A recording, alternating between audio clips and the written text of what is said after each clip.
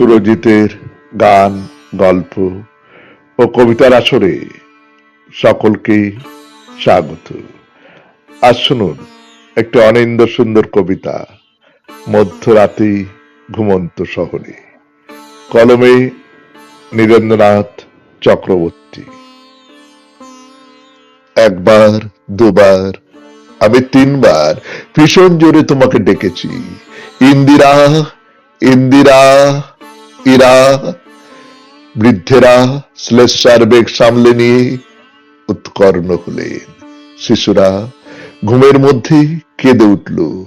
একতলায়, দোতলায়, তিনতলায়, অন্ধকারে তৎক্ষণাৎ খুলে গেল অসংখ্য জানালা।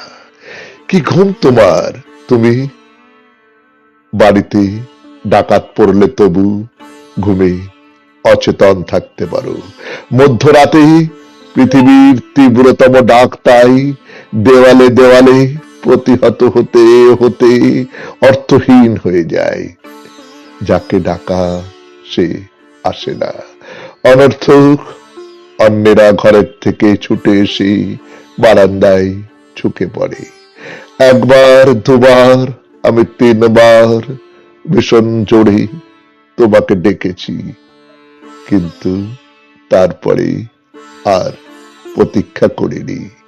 মধ্যরাতে ঘুমন্ত শহরে সবাইকে চমকে দিয়ে ফিরে যেতে যেতে আমি দেখতে পাই সারি সারি বাতির স্তম্ভ দাঁড়িয়ে রয়েছে, কিন্তু পৌর ধর্মঘটের কারণে তাতে আলো নেই।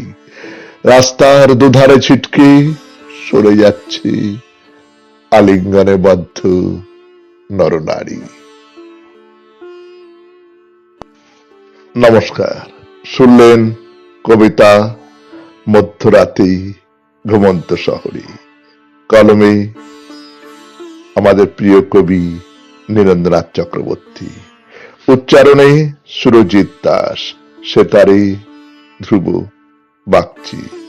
সমগ্র অনুষ্ঠানটির সম্পাদনায় ও ব্যবস্থাপনায় সুরজিৎ দাস।